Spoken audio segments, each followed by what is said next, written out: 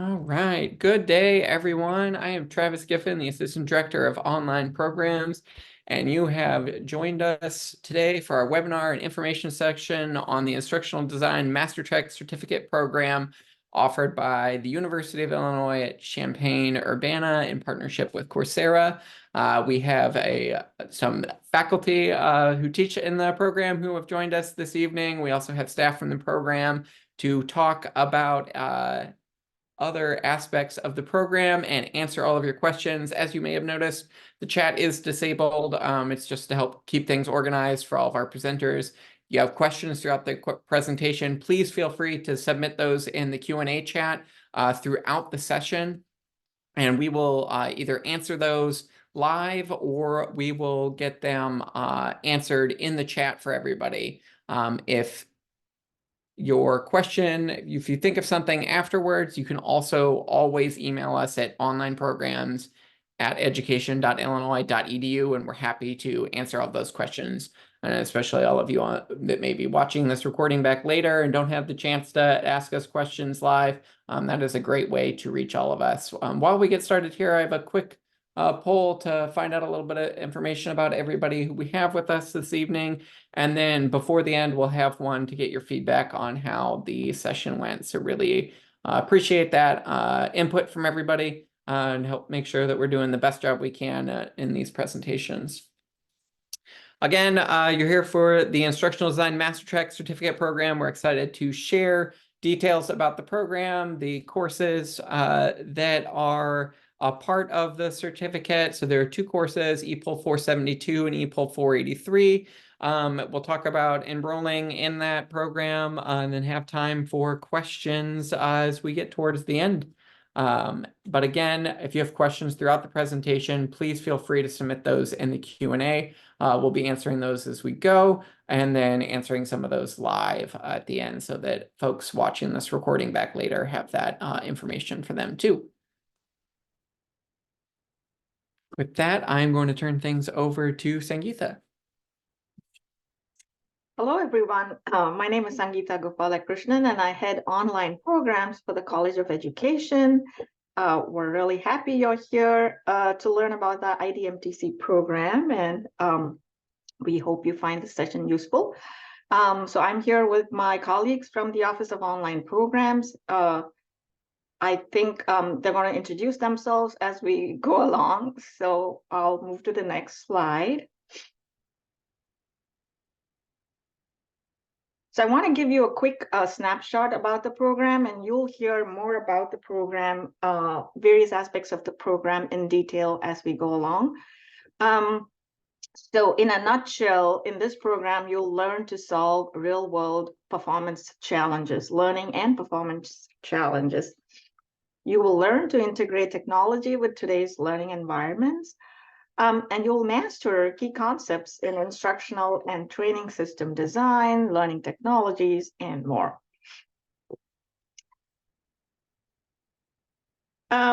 So basically, the program consists of two graduate courses, EPOL 472 and EPOL 483.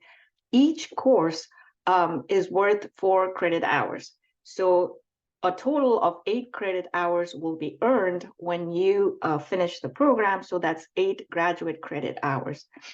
You could transfer or apply these 8 graduate credit hours towards a master's program or a doctoral program if you're admitted to one of those programs. So we hope you'll come back to us for a degree program and further graduate studies after you finish the IDMTC program as well.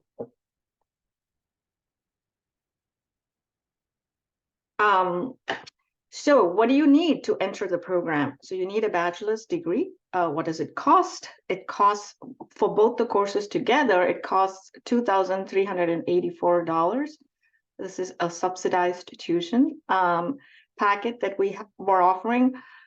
It could take 3 to 4 months to complete, and we'll talk a little bit more about the scenarios when you could earn it in 3 months or 4 months a little later. As I said, you'll earn a graduate credit, which you can apply towards a master's program or a doctoral program.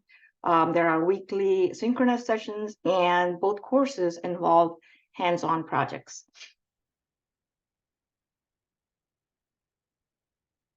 So you may be wondering, what sort of settings do students come from, students who enter the program?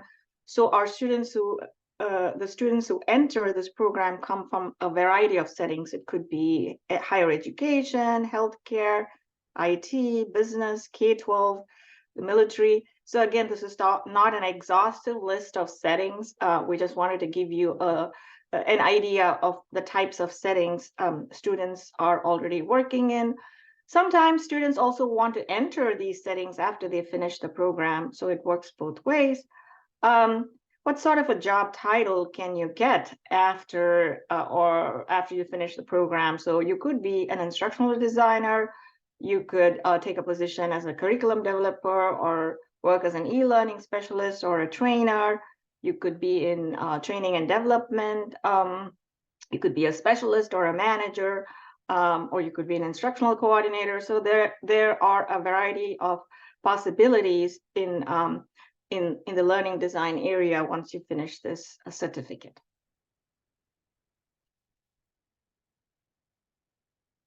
And with that, I'm going to hand over the session to our faculty, who are going to talk more in detail about the courses and what you will be doing in terms of projects. So I guess it's Kelly Best, Dr. Kelly Best. Hello, hope everybody can hear me okay. My name is Dr. Kelly Best. I have been teaching this class as part of this program. This is the third time, and I'll be teaching it again in the spring. I teach the second course in the 2-course series. Currently, I am an assistant professor at Eastern Illinois University. I've been there for about 11 years. I teach in the Masters of Technology program. And my areas of interest include, web-based instruction and training, leadership, learning technologies, all those good things. I did get my PhD from UIUC in the EPOL department, Human Resource Education. And I live about an hour south of Champaign in a town called Charleston.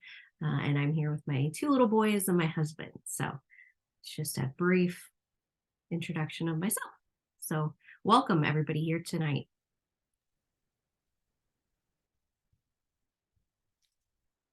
Hello, everyone. My name is Dr. Debbie Rubeck, and I'm so happy that you've joined us this evening to learn more about the MasterTrack program. Just a little bit about me. I'm currently an adjunct lecturer for the Department of Education Policy Organization and Leadership here at UIUC. And I'm also I work full-time as the Senior Process Improvement and Learning and Development Specialist for the Ohio State University in Columbus, Ohio, where I live. I earned both my doctorate and my master's degrees at UIUC in human resource education. And my interests really focus on the meaning of work, meaningfulness, and engagement in the world of technology. I have a breadth of its experience in strategic learning and development, teaching, instructional design, and workplace training across different industries: government, healthcare, education, higher education. Yeah, the list goes on. I also have been very, very privileged to be able to follow my passion for exploring different creative ways to bridge the gap between research, teaching, and practice. In other words, I like to create learning experiences for people. That's the easiest way to say it, by exploring those creative and meaningful ways to help others reach and unleash their potential. This is my purpose. This is my why in life that makes the work that I do so very meaningful. Oh, that's okay. You can change the slide, Travis. Thank you. It was a nice segue in. Just a little bit about the courses in the MasterTrack program for instructional training systems and design. I've taught both EPOL 472 and EPOL 483, but my focus is really on EPOL 472. That's the first course in the series, but you're not limited to taking it in order. If it doesn't work that way, if you happen to take 483 first, that is completely okay. We're very flexible. But in this course, EPOL 472, you'll learn the key components of instructional and training systems design that's guided by instructional design models and rooted in various learning and instructional theories. This course will prepare you to select, organize, and develop effective instruction and training, whether it be in an instructional environment such as higher education, or whether it be more in the corporate sector, training types of learning. You'll gain a deep understanding of how people learn cognitively and emotionally so that the development of learning content and design will be more tailored and meaningful and engaging to their learning experience.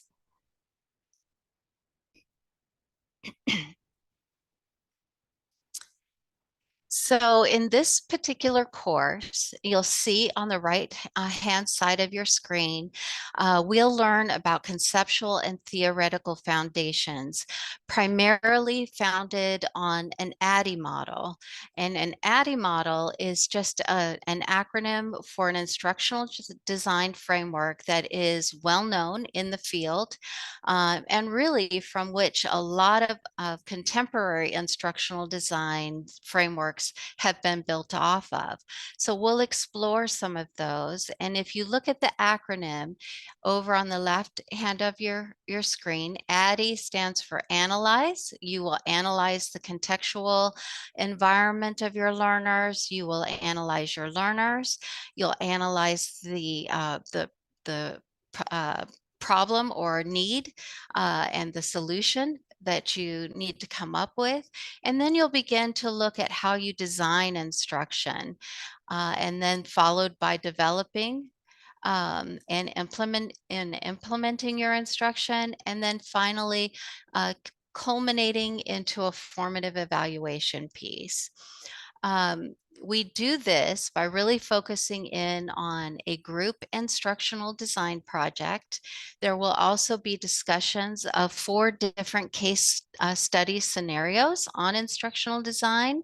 And you'll also have the opportunity to develop a professional e-portfolio using Adobe Express. And our friends from our CITL department will be there the very first night of the course to help you go through the Adobe Express platform if you're not that familiar with it. It's very intuitive, and we implemented it in our last class, and I saw some just amazing e-portfolios. So I'm really excited if you join us this term to see your professional portfolio come to life. Next slide, please. So in EPOL 472, the major assignments that are in this course are centered on the instructional design project.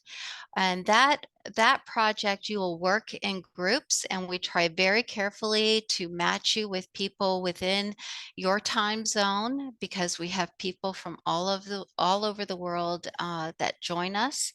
And so with that, we really work hard to keep you within your time zone. We do work in projects. The projects have gone very, very well, so don't be anxious about that. We're very flexible, and we know that some some people have an aversion to working in groups, but when you're in instructional design, we don't work in isolation. You will find that this field, you will be working with subject matter experts, you will be working with different stakeholders whenever you're designing instruction. So getting that group experience and knowing how you can navigate how you develop instruction in that group environment is very important in the field. You'll also find that working in the group will help you get through some of the challenges and some of the concepts and help you wrap your head around some of the more challenging pieces. This is a very robust course on instructional design. The instructional design case scenarios, there are 4 of them, and we'll go over each one here shortly. But you'll be asked to work within your group by selecting one of those case designs and developing a workable solution. And then again, your e-portfolio development. I give you a lot of creative license, but that basically is the purpose of it, is to be able to showcase your instructional design skills and competencies that you have learned through this course. And in this field, especially in corporate, I can honestly tell you that potential employers, love to see examples of your work. They love to see what you can do. When I was applying at Ohio State, that was one of the first things that came out of the box. Can you develop an e-learning course based on this job aid?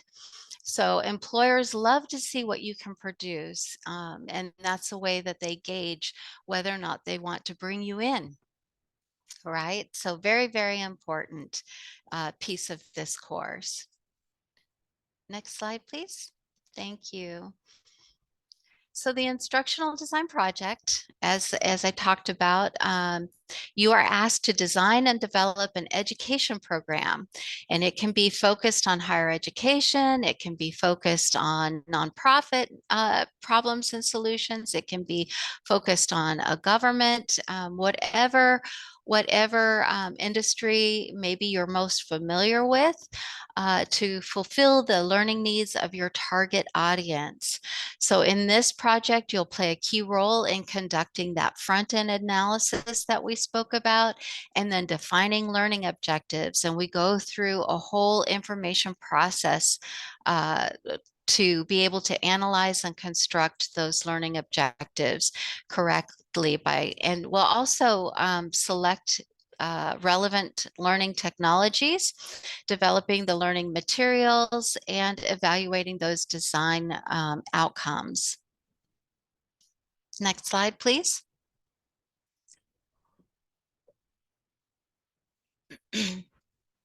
So in the instructional design case study scenarios, as I said, there's 4 of them. The first one, and it flows just like it would if you were to develop the instruction using the ADDIE process. We'll really look at the analysis scenario, which is an analysis for new training and development for project managers. The second case study scenario is a design scenarios. So you'll look at the macro design decisions for new training for associate project managers and project managers. The third scenario is your implementation scenario. So you'll ask the question, can change management processes reveal underlying concerns? And then the 4th scenario is an evaluation scenario. So how do you handle a low evaluation participation rate?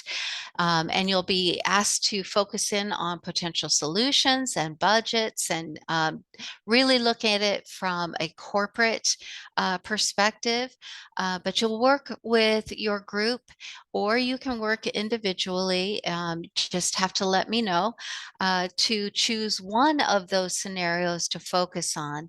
And I encourage all of my students to kind of read through them and discuss early on with their groups which case scenario you might like to work on as a group. That way, when everything is coming due at the end of the term, you're not trying to rush and get things done right away.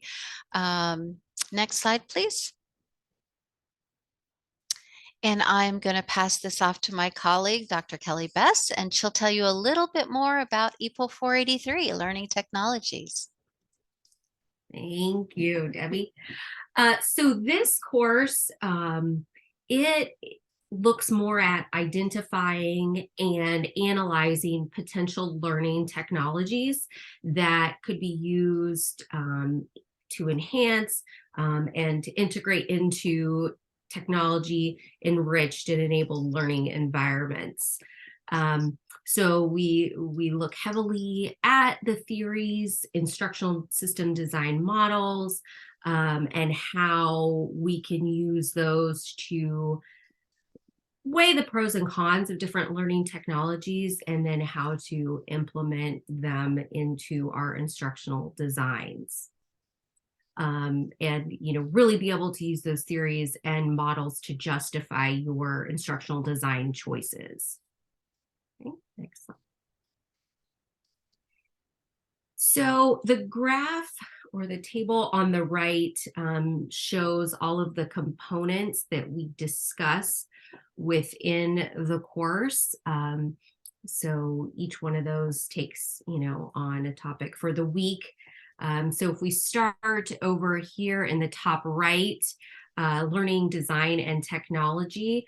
So we learn about each one of those terms separately, but then more importantly, how they work together and relate to one another to create the most effective learning environment.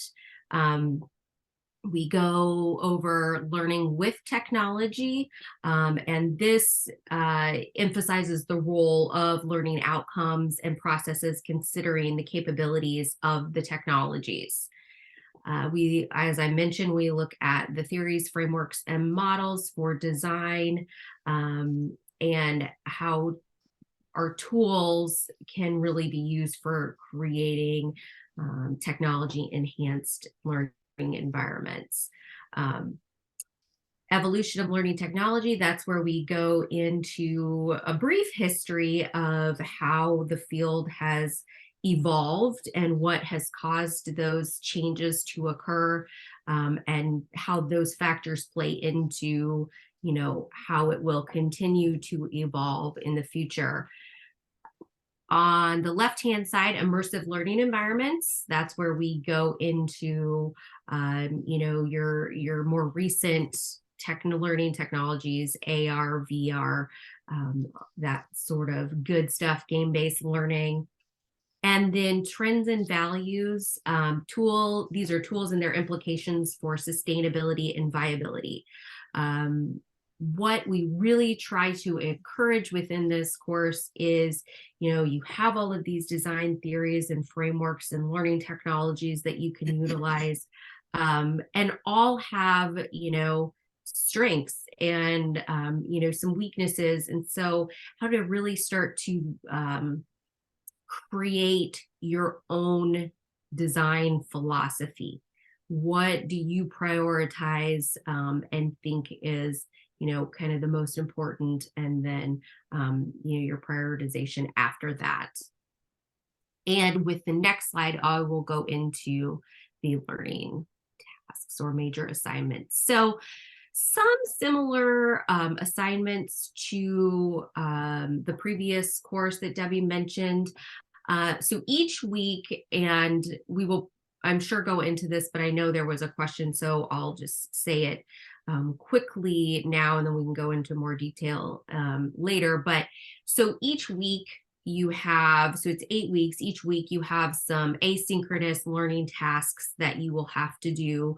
One being a discussion post that you'll do on your own, and then you'll have team assignments that you'll have to turn in. And then once a week, we have a synchronous session where we all get together online, create that sense of community. And that is 2 hours in length. All of those sessions are recorded. So if you do have to miss a session here or there, you can still, catch up on what content was provided.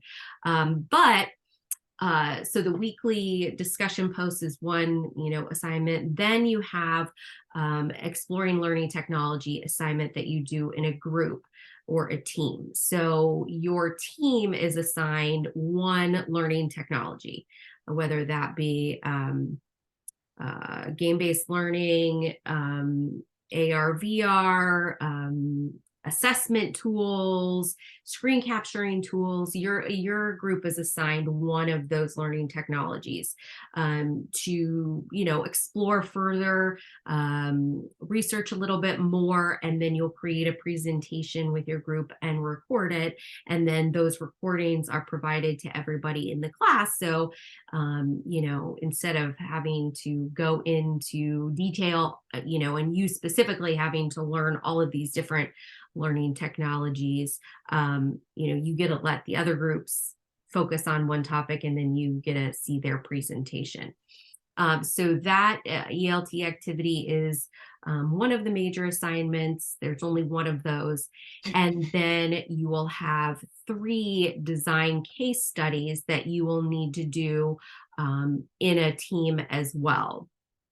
And I'll go into the topics of that design case study on the next slide. Just like in, oh, that's okay. But just like Debbie mentioned for the previous course, you do have the option of doing an e-portfolio. But if you do have any questions for that, tonight especially, I recommend that you ask Debbie, because she's had a lot more students utilize that than I have. So she's definitely gotten more experience. So the design case study scenarios, I like the way that we have it in the course scheduled, because you don't have to do one big design case study like at the end. You have 3 due over the course of the weeks. I think it's at the end of weeks 3, 5, and 7. But so you'll focus on a slightly different topic for each one of those design case study scenarios. So you have the same background information for the design case studies, but like I said, the purpose for each one is a little bit different. So the first one is you're working to convert company regulations and policies into an interactive e-learning environment. And this will incorporate what we call absorb type activities. So how you're going to present the information to the learners. The second case study, your purpose is to foster safe and inclusive workplace cultures through firsthand experience. And that you'll be incorporating what we call do type activities. So where you get to apply or practice that newly learned knowledge or skills. And then the third case study is on improving transfer of learning and performance to various contexts. And with that one, you incorporate connect type activities. So that's transferring that knowledge to different contexts, or allowing for various variables to come into play. So taking it kind of that step further. So yes, you have 3 design case studies, and this is a team project. I do want to say with that, we do have students that live all over the world. And so we do try to group you in teams based on the time zone that you live in, so that it's a little bit easier to schedule, extra meetings with your team if needed. But then I do try to provide each week during the synchronous sessions, I do try to provide some time where you can go into a breakout room and meet with your group, at least to briefly say, hey, I want to touch base. This is what we're doing this week. But more times than not, you have more time than that to work on your group projects. So I think that's all for that. For the design case study scenarios. I don't know if Dr. Rubik has anything else to add to the e-portfolio development that she didn't already say. So you do have the option in this course as well.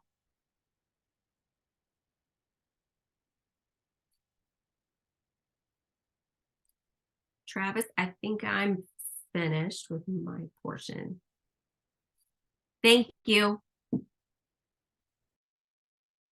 Hi, everyone. My name is Brianna Davis. I'm the online student advisor in the Office of Online Programs. So you may interact with me as you go through the registration process for these courses, or as you make your way through your certificate program. Now that we've taken some time to discuss the course content and you've gotten to know a little bit more about the 2 classes that you'll take as a part of this program, we're going to take just a few slides to talk about the program format and how the courses will be delivered to you as a student. As previously mentioned, these classes are hosted entirely online. They do revolve around weekly synchronous sessions. And that's largely because collaboration is key in this program. The synchronous sessions, therefore, offer a really good opportunity for you to interact with both your peers and your professors live and in real time. So this allows you to engage in your group work in a really authentic way. Additionally, you'll have access to necessary supports from instructors via channels such as office hours. Next slide, please. Thanks so much. I know that we had some questions already about when classes would be hosted and how they're hosted. So these courses are each 8 weeks long. The weekly synchronous sessions meet 1 night per week from 6 to 8 p.m. Central Time. So if you're not in Central Time, you will need to plan accordingly. For the spring 2024 semester, EPOL 472 will be held on Thursdays starting the week of January 15th, and then EPOL 483 will be held on Thursdays starting the week of March 11th. As a student in the Coursera Instructional Design MasterTrack Certificate Program, the first 2 live sessions are required, but participation in all other class sessions is highly recommended. The synchronous sessions are undoubtedly the best way to get the most out of your experience in these courses, as they allow you the opportunity, again, to interact directly with your instructor and your peers, and you'll be able to ask questions in real time, which is always helpful. For each class, students can anticipate about 8 to 12 hours of asynchronous work outside of class each week. So just a little frame of reference if you're trying to plan with your schedule. And as previously mentioned, the MasterTrack certificate courses can stack and serve as a pathway to our Master of Education program in Education Policy, Organization, and Leadership. So this means that if you'd like to earn your master's degree at the College of Education at the University of Illinois after you've completed your certificate program, you can apply your 2 courses that you've completed as a part of the MasterTrack certificate program to the Master of Education program.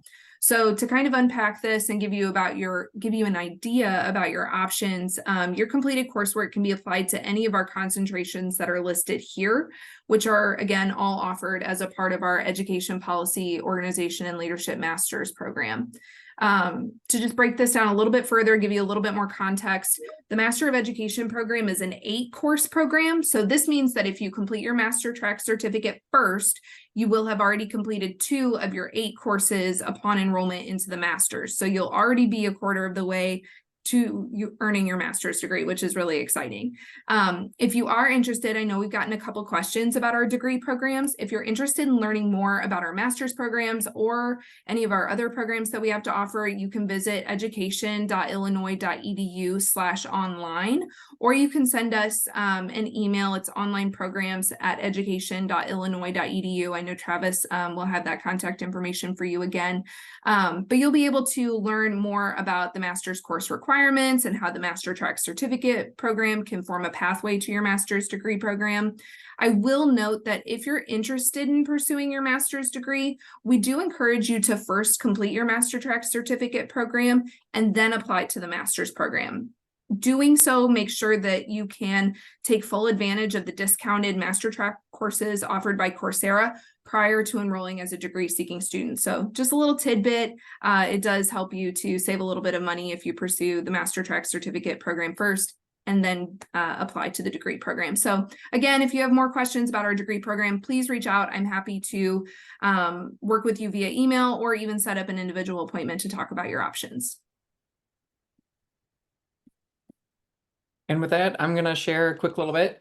So we do have some career services that are available for instructional design MasterTrack students. There are asynchronous career service presentations that are available through the Career Services Office here at the college by the Graduate College. And then we also sometimes have sessions that are available throughout the semesters, and individual career coaching sessions can be scheduled with myself through email. I can give you a link and we can schedule a meeting to talk through that with each of you individually if that's something that you are interested in talking about. With that, I'm going to hand things over to Gina. Hello, I'm going to speak about enrolling in the Instructional Design MasterTrack certificate courses. The first requirement of the program is a bachelor's degree is required to enroll, and the total cost of the program is $2,384. Once you enroll, you will pay the University of Illinois at Urbana-Champaign for each of the courses, which is $1,192 each. So if you go ahead and register for both courses at the start of a semester, you will be they will request payment for both of the courses at once, but you also have the option to enroll in one course at the beginning and then enroll in the second course later. The Instructional Design MasterTrack certificate is a non-degree program, so financial aid is not available. Payment plans are available, which we've discussed in the Q&A a couple of times. Information regarding these payment plans are available at the link provided.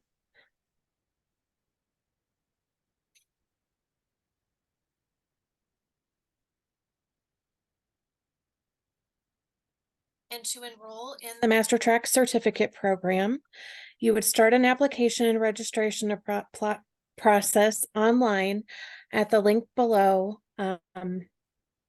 It's the non-degree application process on the CITL Illinois online website.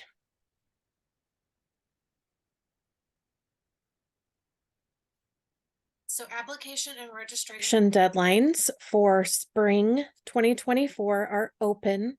Applications are open. Applications for spring 2024 term A close on January 2nd, and class starts the week of January 15th. Applications for spring 2024 term B close February 26th, and classes start the week of March 11th. Feel free to post any questions you have about enrollment, registration, payment questions in the Q&A box, or definitely email our online programs at education.illinois.edu, and we're happy to assist with any questions you may have.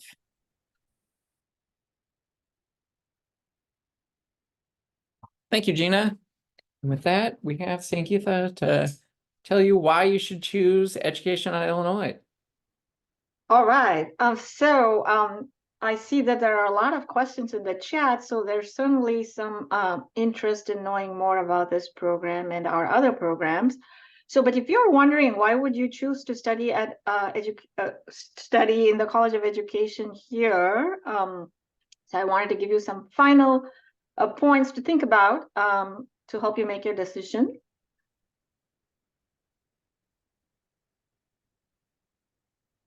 So the first reason would be that we are a top-tier research university. The University of Illinois has a reputation for being a top-tier research university.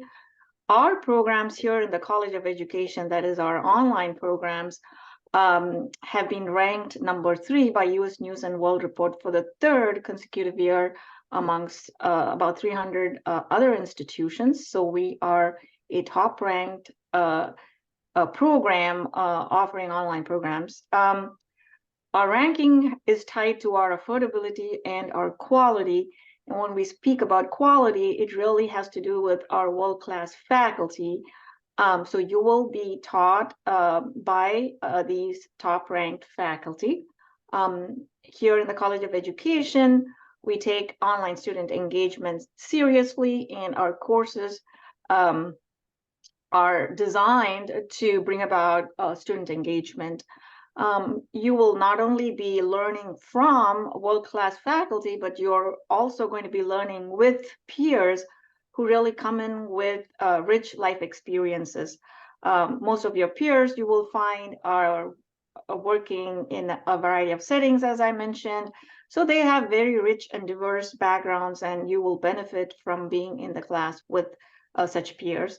And as online students, you will also have access to extensive resources. For example, the University of Illinois library system, which is really very well regarded. And we also have a story about our online rankings. If you want to learn more, you can. We'll put the link in the chat. So I hope you will think about all the great information you learned and you decide to join the IDMTC program soon. And I think with that, we're going to open up for more Q&A. We've done our best to answer a lot in the chat, but we are happy to answer more questions that you have. Yes, so now is the time where we'll answer some questions live. We've been answering quite a few in the chat as things have gone, so please keep those questions coming. We're happy to keep answering them, but now we will try and answer some of those questions live. Was there any question anybody had here to start with that they would like to answer live? I did see one that I just want to call out. I thought it was great question that somebody asked about the Adobe Express is offered free to the MTC students. So I know that had been asked and had been discussed earlier, and Debbie had talked about that. So while folks are thinking of questions, I just wanted to quick call that one out. Another question that we get quite frequently, I don't know if I've seen one here, is that our MTC students also have access to our university library resources, and they can make use of the university library while they are a student in the program.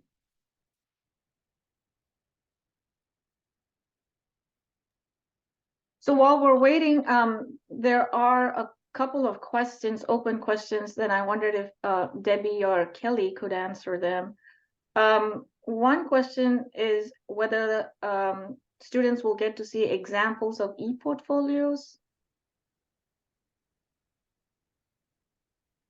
Yes, actually, I've collected some e-portfolios from this last term, and that I would love to share with you. So just really, really good. So if you decide that this program is for you, I would be happy to share those with all my students in 472. That's great. And while I have you, this may be a question for you, Debbie, as well. Another question says, what aspect of the course deals with needs assessment, and what mechanisms are taught to aid the practitioner in the assessment process? Yeah, so and that first piece of the ADDIE framework is all about analysis, right? So the very first thing that we focus on is needs assessment. And when you think about needs assessment, there's two components. One substantiates the need for instruction and in order for learners to reach their goals, right? And then also it focuses on the context in which the learning occurs, because ultimately what we're working toward is to develop an instructional solution, right, to a particular need. So just without taking up too much time, you'll really be focusing on the background and context of instructional design. And in this, when you build your instructional design document, you will actually have a template to follow, which asks you different guided prompting questions. So for instance, when we talk about the background and context of instructional design for your project, for your group project, the first question is, what is the background and the context? So what is the context for the project? What's the setting? You'll look at what the proposed instructional training topic area is going to be, who will be your target audience for your proposed instruction and design project. And then you'll start to really delve into an overview of the problem. And then there's more instructional prompts. So a lot of different questions will be asked. You can use secondary data. You can use data if you happen to be within an organization and your group says, yes, this is a great problem. We want to really work on this project. You can serve as the group's subject matter expert. Just make sure that you plan to hang on for the 8 weeks that you're going through the course so you don't abandon them midstream. All right. So you can be the subject matter expert. If there's a lot of my students that like to tackle a problem within their work environment. And so many of the group members agree, and that provides a really nice live learning experience. And so you might be the one that brings that information to the table. I've also had students that, didn't really know. They knew they wanted to focus on a particular topic area, but were kind of a little unsettled on the industry. And that's when you might go out and find some secondary information, secondary data. A lot can be gained from observation, so you can learn different ways and different methods of gaining this information, collecting this information, and we talk about that in the course. And then the next thing, of course, from your needs analysis is the goal setting process. So what's the end goal of your overall topic? And then you're going to break it down into your own learning segments and break down that goal into your own learning segment goal, and then develop your learning from there. So there's going to be learning gap identification, learning goal prioritization. You'll need to also develop a rationale and a justification for why this learning needs to be developed in the first place, right? Because so often, sometimes we have managers come in, from speaking from experience here. We need management training. We need conflict training. And, our role is to try to get down to the root of the need, right?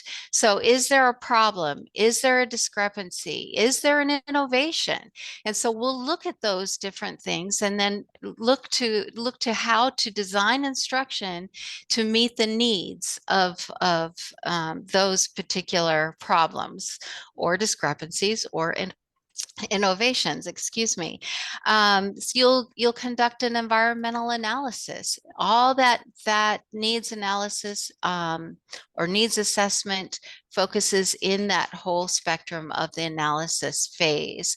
When you're looking at needs analysis, you're looking at your target audience, you're looking at your learner characteristics. So we'll look at their cognitive needs, their psychological needs. We'll look at some of the characteristic traits of learners. What are their affective needs? What are their accommodations? Do they need accommodations? So what are those learner characteristics for your particular learning audience? I've probably said so much, but that's basically how we look at the needs analysis and conducting that through guided prompts and guided instruction. We do use one textbook by Smith and Reagan. It usually runs around, I think, $50 to $75. You can find them used at Amazon, used bookstores, online stores that are available. It looks, I don't know if I can hold this up to you. Yeah, well, it's not very clear. So, but yeah, it's Instructional Design, the 3rd edition by Smith and Reagan. It's in the syllabus. University of Illinois. Yeah, so we will go through all of that analysis process for needs assessment. Did that answer your question, I hope? Good day, everyone. Thank you. Okay. Also, Debbie, while you're talking about books, a question had been asked about other fees, and I'd mentioned books in the question.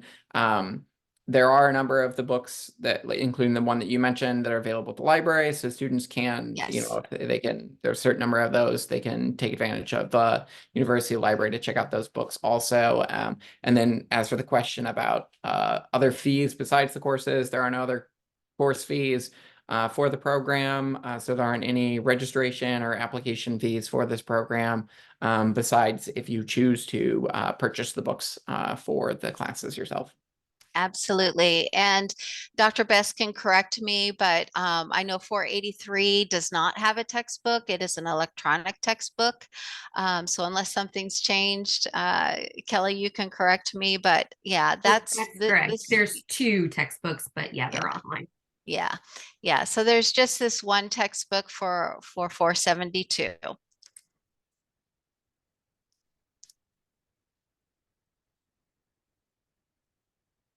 Oh, is it all right if I answer the question by Joel?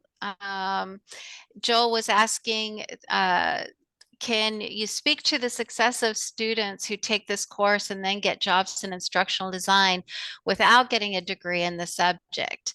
Um, I do have several students. I've taught now for this course, oh gosh, I think 3 years, going on 3 years now. And several of my students have been able to transfer into the field of instructional design. There's a lot that goes into that, experience being one, and whatever your particular professional goals and needs are, you know, and how you support yourself, and what type of jobs are in your particular area. But I have had students that have transitioned into the field of instructional design from corporate into instructional design in higher education. I have had students that and I'm still mentoring one. He worked in corporate at a winery in California, and he was actually promoted as a result of taking the instructional design course to a management role, and he's doing fabulous. He has decided to actually go on and get his doctorate degree at University of Wisconsin.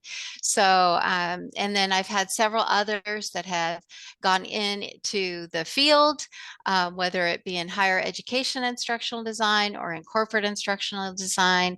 I always encourage students that are taking the course that have very limited experience to look into the Association of Training and Development.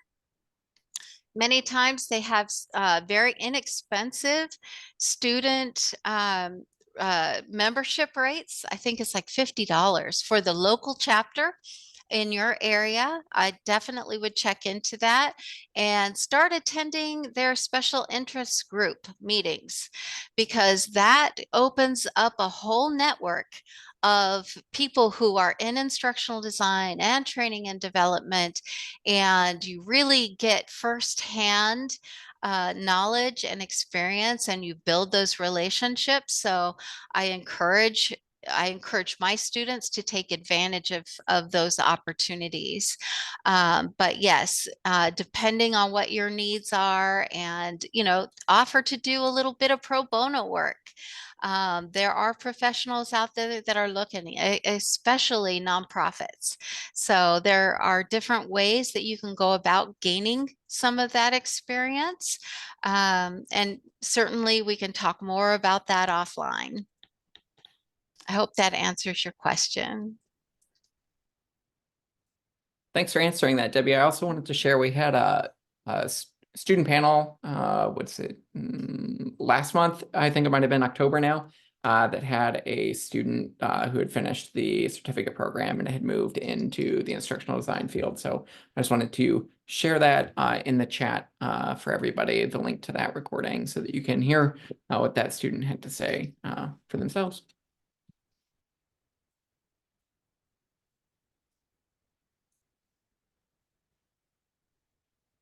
Thank you for all the questions. I feel like we got so many great questions this evening from everybody. Before I forget, I did want to do this last poll to get everybody's feedback as we're getting close to time here before anybody has to take off. The next thing that's taking up part of their day. Really appreciate you all joining us in the session and coming to ask us questions. And again, I know it's here on the screen still, but if you have any questions that don't get answered tonight, please know that you can always reach us at onlineprograms@education.illinois.edu, and we're happy to answer those questions about the programs for you.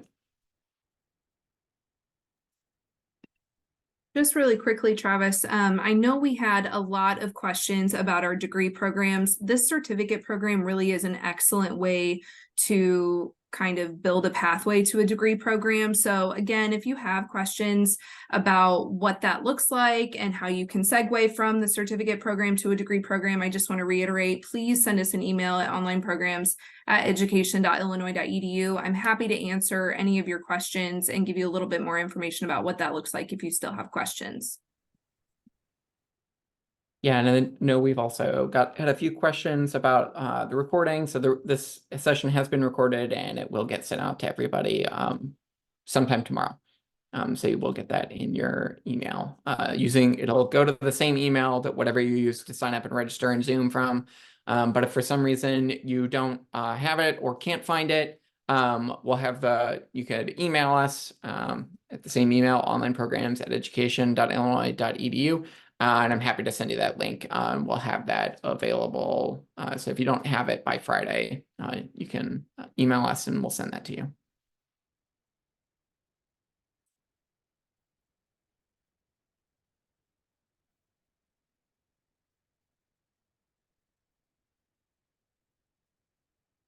Any last questions?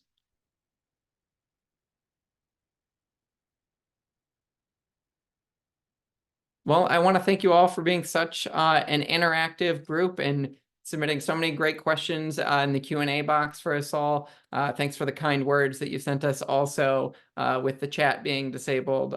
So really appreciate your understanding and thanks for the kind words. Thanks to both of our faculty who joined us this evening, and thank you for the staff and online programs. We hope that you all have a great rest of your day and that you join us at the University of Illinois here. So we hope to see you soon in our classes and programs. But if you have any questions, feel free to email us. Really appreciate your time. So thanks, everybody.